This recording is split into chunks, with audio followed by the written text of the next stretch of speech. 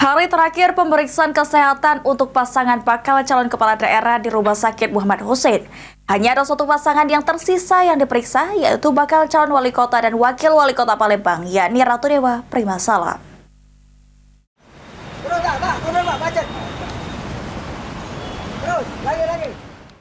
Pasangan bakal calon wali kota dan wakil wali kota Palembang, Ratu Dewa Primasalam, tiba di Rumah Sakit Muhammad Hussein pagi hari dan langsung masuk ke ruang lobi Rumah Sakit Muhammad Hussein guna berikutnya menjalani pemeriksaan kesehatan.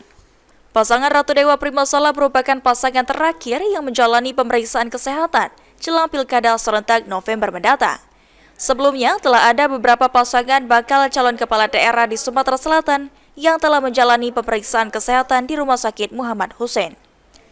Rudi Pangaribuan selaku Komisioner KPU Sumatera Selatan menjelaskan jika KPU sangat mempercayakan penilaian kesehatan yang dilakukan oleh Rumah Sakit Muhammad Hussein terhadap para bakal calon kepala daerah yang akan bertarung di Pilkada serentak November mendatang.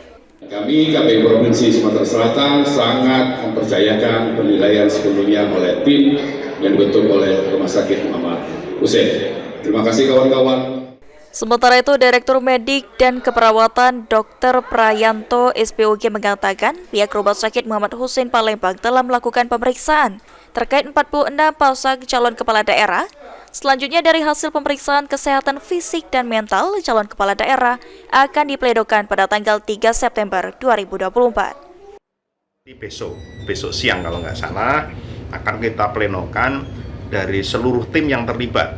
Ya, tim yang terlibat adalah dokter-dokter Rumah Sakit Hussein Palembang, ditambah dari HIMSI, psikologi, ditambah sama BNN. Semua besok hadir satu persatu dari hasil pemeriksaan itu akan kita plenokan apakah dapat disimpulkan yang bersangkutan itu layak dan sanggup menjalankan tugas atau tidak. KPU selaku penyelenggara pilkada akan menunggu hasil pemeriksaan untuk selanjutnya jadi bahan pemberkasan pada masing-masing bakal calon kepala daerah nantinya. Firman Hidayat, Eki Saputra, PAL TV.